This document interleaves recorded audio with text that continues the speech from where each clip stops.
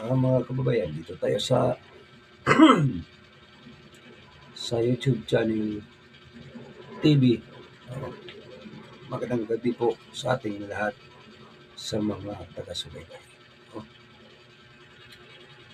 ah, Dito kababayan, ulitin ko magandang gabi sa lahat. Live tayo sa YouTube channel TV. No? Ang pag-usapan natin dito kababayan, ang impeachment ni Sara Duterte. Ngayon, ang impeachment mga kababayan, sa junto pamaasikaso. Ano? So ngayon, ang madilim mga kababayan, sa junto pa maasikaso ang impeachment. So, dadaan pa sa eleksyon sa mga senador. Okay. So, hindi na maasikaso yan sa pagdating ng junto. Bakit nasasabi ko? Ang eleksyon sa junto, no? Mapalitan na ang mga senador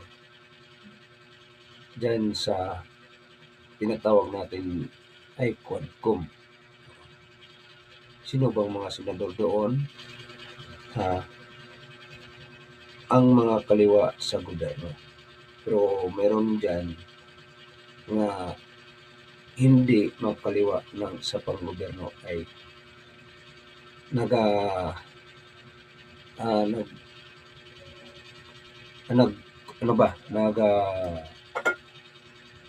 ibig sabihin nila ay magpatuloy sila, no? Ang ibig sabihin natin dito, ang mga senador nga hindi dili pumirma, sila po ay ayaw nila nga impeachment si Sara Duterte.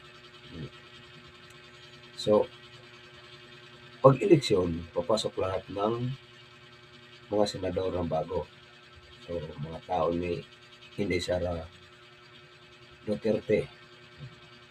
So, pagpasok na yun, kailangan mga kababayan na straight vote na lahat ng mga bagong senador makaupo, mga kababayan, para wala nang impeachment, no?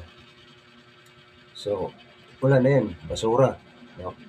So, sa hindi pumirma o hindi umano sa mga impeachment, no?